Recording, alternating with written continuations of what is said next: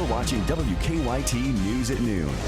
Good afternoon. Bill Bryant and Barbara Bailey here for WKYT as the news continues. A trip to a fast food restaurant landed a mother in jail. Lexington police say 23-year-old Radiance Parker left her toddler home alone while she went to Wendy's. And police tell us when she realized she was in trouble, she didn't come home at all. WKYT's Caitlin Sentner shows us the charges the mom is now facing in our top story at 12:30. She says she left her son home alone while she went to Wendy's. Within an hour's time now, she's expected in a Fayette County courtroom to learn what happens next.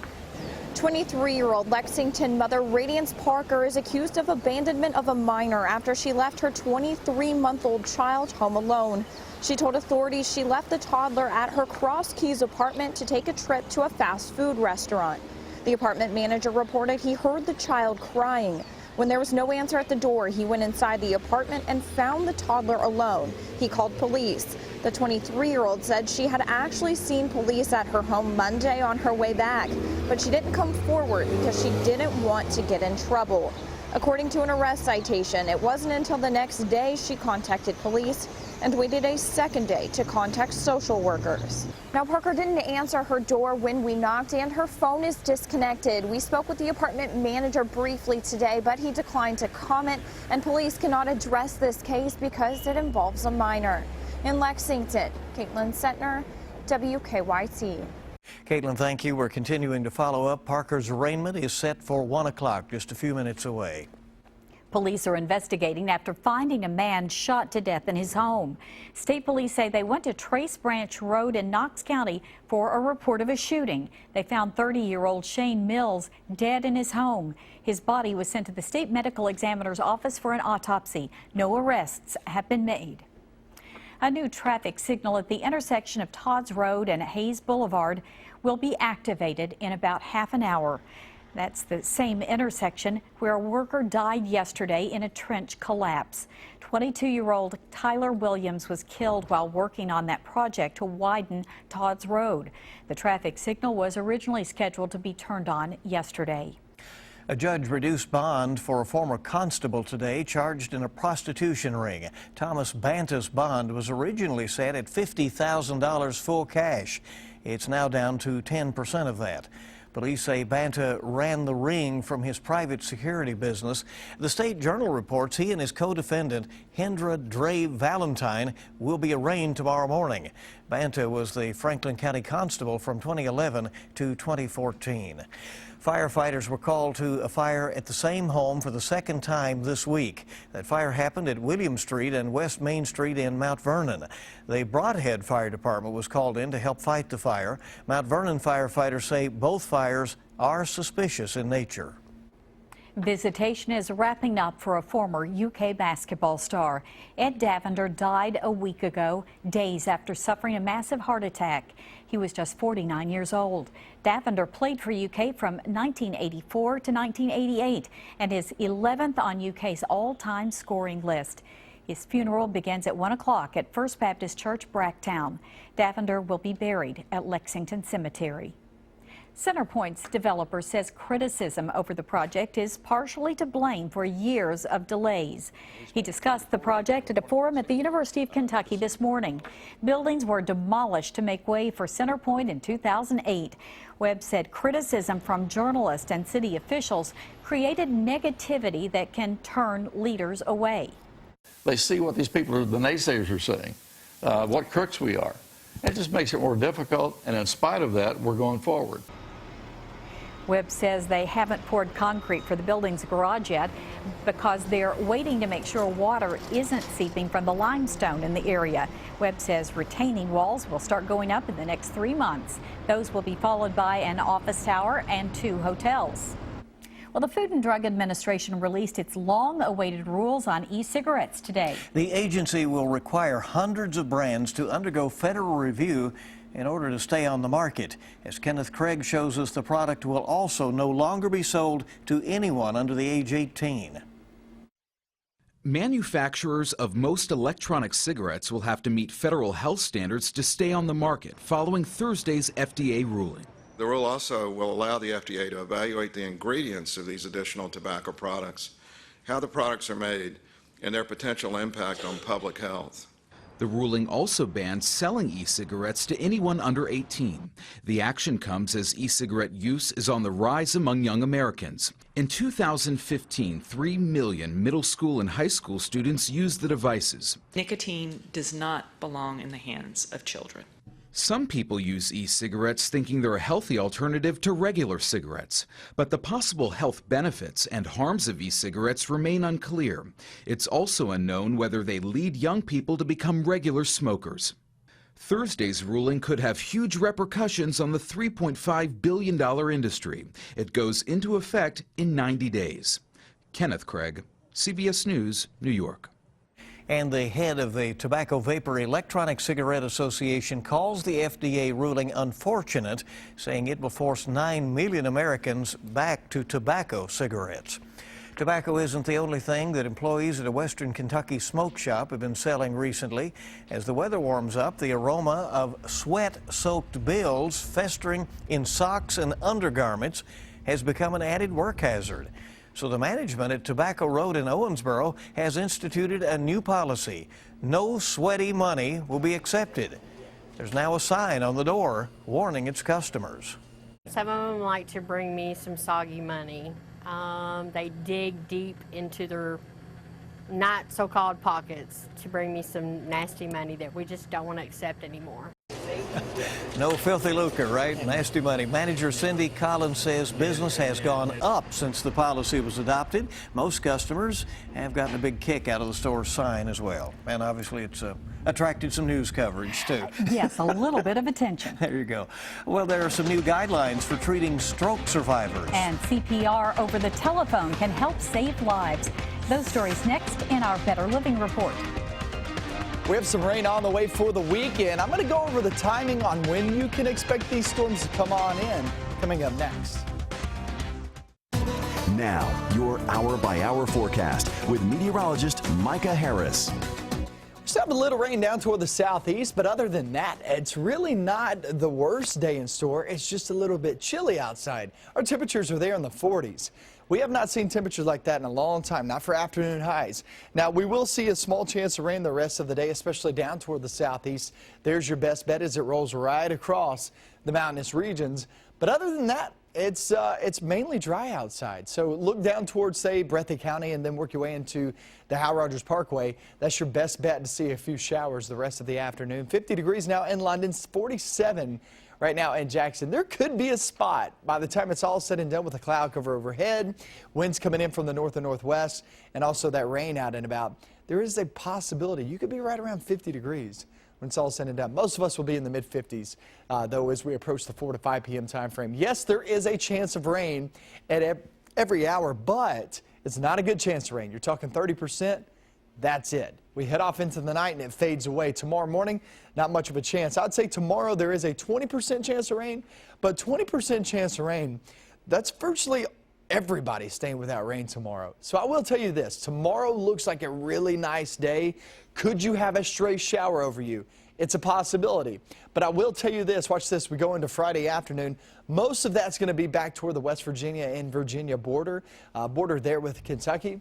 But for the most part, I don't see much happening. Like I said, if you do get a shower over you, remember it's 20%. That means it pops up over you and it moves on after about 5 minutes. So this is not going to affect us that much. Our Friday looks really nice. It'll feel much better too in the mid-60s. Then we head towards your Saturday. Saturday, during the daylight hours, there is a small chance of rain. You're talking 30%. But then as we head off into the evening and night, that's your best bet at actually seeing some rain. Look at 4 p.m., only a rain chance down toward the southeast. And actually, to be honest with you, this is the first time this has actually shown this. So not very confident that that actually happens down toward the southeast. Most of these model runs have shown actually dry conditions throughout the day on Saturday. Here's 6 p.m., still nothing out there. I mean, parties, events, festivities, heading out to Louisville, heading out to Keeneland for the Derby party. I mean, you're talking about really nice conditions. And look at those temperatures in the 70s and near 80 degrees. That's 6 p.m. Watch 8 p.m. though. Yeah, those storms get a little bit closer. Still not really in our viewing area. That's 8 p.m. Then we finally get towards your 11 p.m. midnight. That's when it creeps on in. There is good news to this. This is the first time that it's actually backed this up a couple of hours too.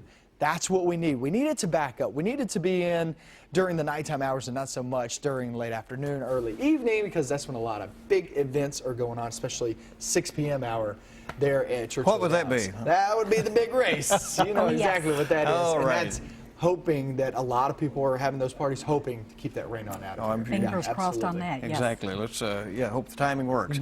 All right, help is just a phone call away for heart attack victims. And the American Heart Association releases new recommendations for stroke patients. Kenneth Craig has details in this Better Living report. New guidelines from the American Heart Association recommend stroke survivors get treated at inpatient rehab facilities rather than nursing homes. The organization says rehab facilities offer at least 3 hours a day of physical, occupational, and speech therapy. The group also says stroke survivors should not be discharged from the hospital until they take a class on preventing falls. Telephone CPR can save lives. Researchers in Arizona found it increases both survival rates and favorable outcomes for heart attack patients. Telephone CPR is when a bystander calls 911 and the dispatcher instructs how to provide CPR to the victim. And a new study finds the health benefits of walking and bicycling outweigh the negative health effects of air pollution. Researchers in Cambridge found only in the most extremely polluted cities in the world could the risks outweigh the benefits, and that's only if a person spends at least 5 hours a week exercising outdoors. Those are some of the day's top health stories.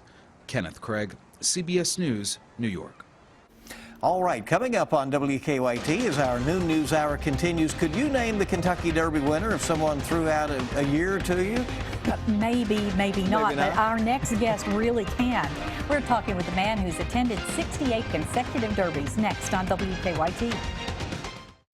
All right, welcome back into WKYT News. This will make his 69th consecutive Kentucky Derby, and he's a whiz at Derby trivia as well. Pick a year, he'll name the horse that won it that year. We're happy to have Williamsburg, Kentucky native and Derby expert Philip Perkins here with us today. Welcome, glad to have you here. Thank you. It's my pleasure. 69 years attending the Derby, and you told us that it is still that first one that stands out to you. That's exactly right. We hitchhiked from, my oldest brother and I hitchhiked from Williamsburg. We had to go through all the small towns to Louisville, saw the Derby, and hitchhiked back that night. Wow. And went to Sunday school and church the next morning. That's amazing. Wow, that's really, I can see why that one is crystal clear in your mind there. Let's do some trivia. Who won the Derby in 1957? 1957. 1957 is probably one of the most interesting derbies in history. They had 4 great horses in it. Iron League won the Derby. Gallant Man finished second, and they fault that to Willie Shoemaker because he misjudged the finish line. Round Table finished third, and believe it or not, the sire of Secretariat, the great Bull Ruler, finished fourth. Wow. Boy, those are great horses, though. You said there was a year the winner did not win the Derby. What do you mean? Oh, that's one of my favorite questions. The winner, his name, registered name, was the winner, and he finished 7th in 1896. Oh, I love that. I really love that. Okay, what was the hottest Derby on record? The hottest Derby was in 1959, only 2 years after the coldest Derby in 1957. Really? How hot was it? Do you remember how hot 96 degrees at post time. Whoa. You brought in earlier, and we saw some hair that was taken from Secretariat, and you said you say Secretariat was a great horse, but maybe not the greatest horse you ever saw? I can argue either way, Bill. I discussed it. I admired Secretariat. I went to see him, made a special trip, all like that, you know. But the Derby of 1948 with Citation will always be my first Derby because older brother had been with the National Guards. He laid out that year, and we hitchhiked, as I said. And it was, well, we climbed a ladder. An old fella had a wooden ladder leaned against the brick wall that separates Central Avenue from the home stretch. And he kept telling us, you know, come on, give me $1 and go up the ladder, go up the ladder. You know, well, we were Sunday school boys. We didn't want to do something like that. A policeman came along, and one of them had his nightstick. He said, "Get that ladder down. You can't do that." Well, he took it down, but he immediately put it right back up. So he said, "Come on, boys, come on, give me 50 cents. I'll let you climb the ladder." I said, "Well, what about those policemen?" And he said, "Son, they're too busy arresting drunks and pickpockets. They ain't gonna bother an old man like me trying to make an honest living." All right, that's a great story. I know you've got a lot of them. On to your next Derby this weekend and your 70th Derby next year, right? We Okay. hope. Great. All right. Thank you. Philip Perkins, thank you. Don't forget this Sunday coming up is Mother's Day. Springhouse Gardens is here with some suggestions certain to please. That's next on WKYT. Welcome back in, and we're glad you're with us on WKYT. Are you having some trouble picking out a Mother's Day gift for the woman who has everything? If so, you might want to consider flowers or plants. Good idea. And these are so beautiful. Richard Weber, owner of Springhouse Gardens, is here with some great last-minute ideas. Welcome. Glad to Thank have you. here. I'm so happy to be here. What a big, busy weekend we've got with Derby and Mother's Day. So I brought something that would appeal to any mom out there, or even if you're a dad. Some And different things like this make you feel really good. Yeah. So Always brighten the spirit. Let's start. If mom is a cook or likes to cook or likes the fragrance, I mean, herbs, you can't go wrong with herbs. As long as you have a sunny windowsill, or a sunny spot in your garden, herbs are great. That's Mom great. likes an occasional drink like a mint julep. You could plant her a little mint garden, but mint is one of the easiest plants in the world to grow, but it will take over. So plant it somewhere where you don't mind it growing vigorously. It'll go. And plant it All right. near like a downspout where Good it can love advice there. that moisture. The front, in front of Bill right there are a bunch of unusual color. geraniums. Moms always love geraniums, but these are some that are very unusual with different foliage and things. Very pretty. Bill's also got a flowering shrub. This is a very old-fashioned shrub called Wygelia, but this is a newfangled variety called Crimson Kisses. So if you want to give your mom Crimson Kisses, Wygelia, it doesn't get much easier than that in a flowering shrub. Beautiful color. I love that. Mom loves butterflies, and who doesn't really love butterflies? And there's a huge resurgence of trying to attract butterflies. You could put together a little basket for her. These are all plants that will attract monarch butterflies. So if you're going to do a monarch garden, you got to plant milkweeds. So we've got 4 different milkweeds here. You don't have to break the bank. These run about $5.99 per plant, but you would take them out of the pot, put them in a sunny location, and hopefully will attract some monarchs. Enjoy that. And they also have to have some nectar, so plant some lantana or some zinnias, and you'll get butterflies galore. There's also a new trio of sisters. This is an old-fashioned spider plant. These are also called cleome. But Senorita Rosalita has been around for a little while. I love saying that. She's got 2 new sisters, Mi Amor and Senorita Blanca, which will bloom all summer long. Of course, here's one really colorful. Hanging baskets. Yeah. What mom doesn't love hanging baskets? So come out to the shop or any of your garden shops locally and bring mom home some flowers, hanging baskets. Yeah. And I've got one over here. Look at this. This is one basket. Oh, Wow. That's It doesn't get beautiful. any easier So full. than petunias. Yeah, I think anything here, guaranteed hit. Looks good. Guaranteed. So. Richard, thank you so Thank you much for very coming My in. pleasure. Of course, you need some good weather to grow your flowers. That and, would help, wouldn't it? everything else. Let's check in with Micah right now. You know, he was just yelling at me for this cold air. It's not my fault. I'm just the messenger, okay? We get into the rest of the afternoon, mid-50s. Only a small chance of rain, especially down toward the southeast. Mainly dry Friday, mainly dry Saturday until we hit the evening and nighttime hours. Chris Bailey, he's going to be in here at 4 p.m. He has new data by that time he gets in. He'll have some new data for you and see what the timing looks like on that Saturday rain chance, guys. Very good. Well, that is another interesting and up-to-the-minute hour of WKYT News at noon. The Young and the Restless is next, followed by The Talk at 2. Thank you for joining us. Have a good afternoon.